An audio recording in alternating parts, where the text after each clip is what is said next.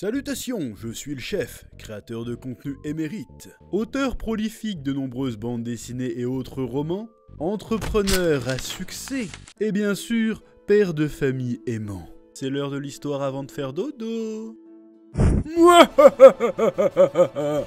Vous vous demandez très certainement comment je parviens à mener autant de projets à bien, à me battre sur tous les fronts et surtout à tenir, rester motivé malgré la charge de travail et les difficultés. La réponse est simple. La cocaïne. La réponse est simple. Grâce aux mangas et aux animés, bien sûr. Aujourd'hui, je vais vous présenter 6 mangas et animés qui vont booster votre motivation et vous donner l'inspiration, l'impulsion nécessaire pour réaliser vos projets. Et oui, nous les fans de manga et d'anime, on nous voit souvent comme des gros asocials qui foutent rien de leur journée à part s'immerger dans des japonaiseries. Nous serions de grosses feignasses incapables de se bouger le cul, et même si c'est pas totalement faux, ce n'est pas pour autant qu'il n'existe pas de manga ou d'anime capables de nous inspirer, de nous motiver à nous bouger le cul. Certains pourraient même avoir un impact tel que ça pourrait bouleverser des vies entières, dans le bon sens du terme. Regarde-moi, grâce à Dragon Ball, regarde un peu ce que je suis devenu. Obèse? Mais il est pas là, petit chef? Bah il est en vacances. Bref, comme le but de cette vidéo, c'est surtout de vous faire découvrir des trucs, je vais volontairement faire l'impasse sur les shonen neketsuesques bien connus. Et en plus, on en parle suffisamment souvent sur cette chaîne. Hein? Oui. Tu as une vie de merde? Tu as besoin de motivation? Alors regarde ces animés. On commence avec un classique encore trop peu connu selon moi, Hajime no Ippo, qui nous narre le parcours de Makunochi Ippo, harcelé au collège, qui fait un jour la rencontre de Takamura Mamoru, un jeune boxeur professionnel, et qui grâce à lui va se découvrir une véritable passion pour le noble art. Alors oui, je commence un peu par les fondamentaux quand on parle d'animé motivant avec un animé de sport, et c'est un monument du genre, qui comme je le disais est reconnu, mais selon moi pas assez connu encore. Alors, je te recommanderais bien de lire le manga, mais premier degré, le bordel est plus long que One Piece. Et oui, en effet, le manga est publié depuis les années 80. Ah ouais, ça fait beaucoup de tomes. Donc déjà qu'à la base, t'es censé manquer de motivation, si je te donne plus de 120 tomes à lire, je suis sûr que ça va pas régler ton problème. Voilà.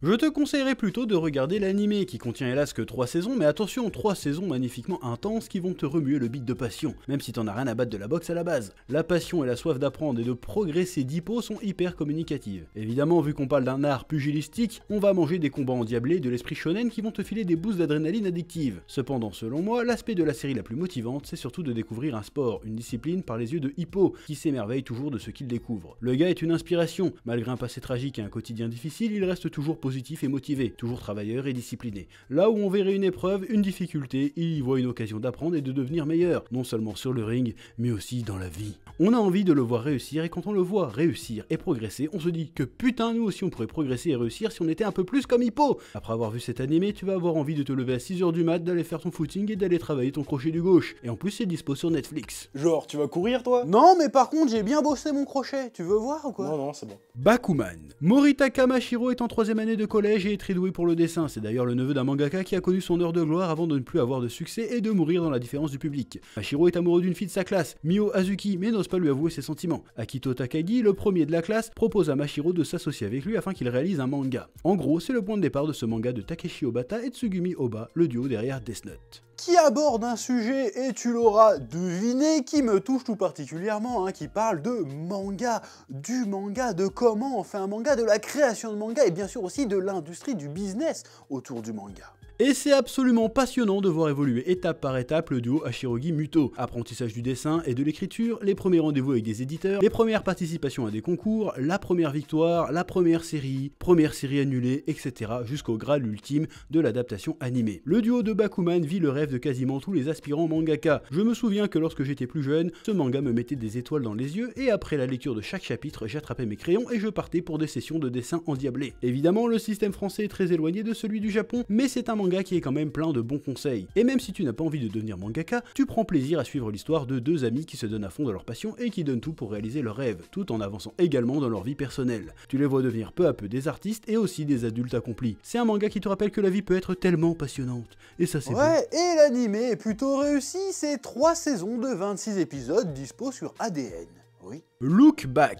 Fujino, adolescente surdouée, a une confiance absolue en son talent. Kyomoto, elle, se terre dans sa chambre et pratique sans relâche. Deux jeunes filles d'une même ville de province qu'une passion fervente pour le dessin va rapprocher et unir par un lien indéfectible. Ce manga de Tatsuki Fujimoto reste dans la thématique de Bakuman mais sous un angle différent. Si Bakuman parle de gars passionnés qui se professionnalisent, Look Back parle plutôt d'à quel point vivre sa passion à fond peut bouleverser une vie et embellir l'existence. Le manga et le film d'animation vont bien plus loin que de simplement parler de manga, mais vu le sujet de la vidéo, je vais me concentrer sur cet aspect. Mais ce que vit Fujino avec sa passion pour le dessin dans son enfance/adolescence, c'est l'histoire de tous les dessineux de la Terre. Ce qu'elle a vécu, je l'ai vécu, et pour en avoir parlé avec d'autres artistes, ils l'ont vécu aussi. Tu sais, quand t'es à l'école et que tu dessines un peu bien, tu crois que t'es un crack, tu deviens le gars qui dessine bien, puis un jour pam, tu tombes sur bien meilleur que toi, tu te remets en question et tu commences à réellement te mettre au boulot, et c'est putain de dur, mais ça devient d'autant plus passionnant. Et si par chance tu rencontres quelqu'un avec qui partager cette passion, tu vis ta meilleure vie. Et là, je parle même pas d'en faire ton métier, t'y penses même pas à ça en réalité, t'es juste réellement passionné par ce que tu fais. Et quand tu regardes Look Back et que t'es adulte, tu te dis merde, elle est passée où cette joie pure et enfantine de dessiner sans arrière-pensée, juste pour le plaisir, le bonheur que ça te procure? Elle est passée où cette passion? Et du coup, bah tu te remets au taf pour retrouver ces sensations, et tu kiffes à nouveau, et ça c'est beau, oui. Et cet effet-là est valable que tu sois dessinateur ou pas d'ailleurs, peu importe ta passion, ton champ de créativité, ça va forcément te parler et te motiver. Ouais. Son Ken Rock. Kitano Ken, un jeune japonais, débarque à Séoul avec un seul but, devenir agent de police comme Yumin, la fille qu'il aime. C'est le début pour lui d'une succession de galères. Alors qu'il pleure son désespoir au comptoir d'un restaurant ambulant, des mafieux viennent s'en prendre au patron. Le sang de Ken ne fait alors qu'un tour et les coups de poing volent. Ce que Ken ignore, c'est que Teiso, le boss d'un gang de quartier, a apprécié sa réaction et ses qualités de combattant. Il compte bien l'enrôler dans sa bande et créer le gang le plus puissant de Corée, voire du monde. Alors, Son Ken Rock dénote totalement des autres mangas et animés que je vous ai suggérés jusqu'à présent. Déjà, c'est pas un shonen et il n'y a à ce jour pas d'animé, mais ce n'est pas une longue série, seulement 25 petits tomes, c'est complètement abordable et en plus c'est écrit et dessiné par Boichi, dont visuellement ça tabasse de ouf. Ce n'est pas un manga de sport et ça ne suit pas un héros avec un grand rêve noble et pur, et pourtant je trouve que ce manga est très motivant. Principalement au travers de son héros, Kitano Ken, que je trouve inspirant et pas seulement par son esprit shonen, le côté toujours se dépasser et tout ça. Ce personnage est inspirant par sa discipline. Le gars n'est pas intéressé par le matérialisme, ni par la luxure, ni par le pouvoir. Le gars veut juste être le meilleur humain possible, y compris physiquement. Il s'astreint à une discipline de dingue. À chaque chapitre, il y a une meuf qui veut le sucer, il dit non, je me réserve pour celle que j'aime. On lui propose via les liasses de billets pour qu'il se trahisse, il dit non, je ne trahirai ni mes potes ni mes convictions. Le gars se lève à 4h du sbar pour suivre un entraînement de fou, parce que selon lui, notre corps est la seule chose que l'on possède vraiment, et il faut le rendre fort. Ah merde. Ouais, comme tu dis, ouais. Sinon on mange quoi ce midi? Bon, kebab. Allez. L'autre aspect motivant de Son Ken Rock, c'est le côté on monte un empire entre potes, on se soutient. La motivation c'est important, mais avec des poteaux et de la discipline, c'est encore plus puissant pour réaliser ses rêves. Ensuite, nous avons Inomaru Sumo. On retourne un peu dans l'univers de sport avec ce manga sur le sumo dont l'adaptation animée est disponible sur Crunchyroll. Bon, moi à la base, je suis comme toi, le sumo j'en ai à plus ou moins strictement rien à carrer. Et pourtant je suis un gros, et c'est un sport de gros, ça devrait me parler. Mais non, j'en ai rien à foutre, oui.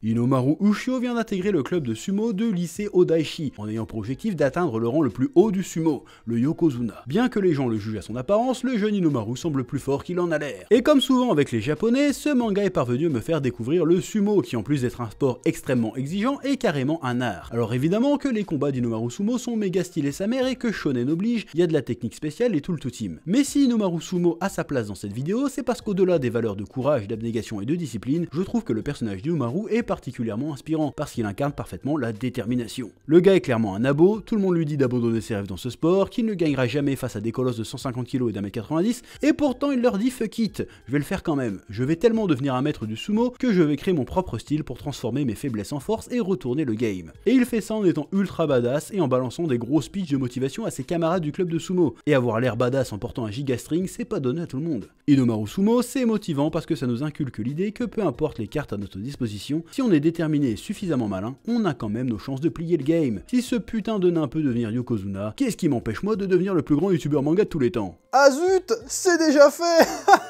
quoi? Gurren Lagann. Simon vit dans un petit village souterrain. Jour après jour, il fore le sol sans relâche et sans se poser de questions. Après tout, il n'est bon qu'à ça. Kamina, son grand frère spirituel, est un grand voyou casse-cou et arrogant qui rêve d'atteindre une surface dont il est le seul à croire en l'existence. Pourtant, un jour, suite à un terrible tremblement de terre, le plafond du village s'effondre, laissant apparaître le ciel. Un terrible robot descend alors dans le village et dit vouloir exterminer tous les habitants. Une fille du nom de Yoko, originaire du village voisin, débarque de nulle part, bombardant l'ennemi et demande aux deux garçons de se mettre à l'abri. Ce que Kamina refuse de faire, décidant d'utiliser le dernier trésor que Simon a déterré pour vaincre le robot, une espèce de tête en métal. L'objet se révélant être doté de fabuleux pouvoirs, Kamina, Simon et Yoko parviennent à exploser le robot et s'échappent des sous-sols de la Terre par la même occasion. Ce qu'ils découvrent à la surface est un monde dévasté dans lequel les êtres humains sont chassés tels du bétail par une autre race, les Beastmen. Nos trois héros décident alors de former un groupe, la Gurren Brigade, pour mettre fin à l'oppression des Beastmen et offrir ainsi à l'humanité une vie sous le soleil.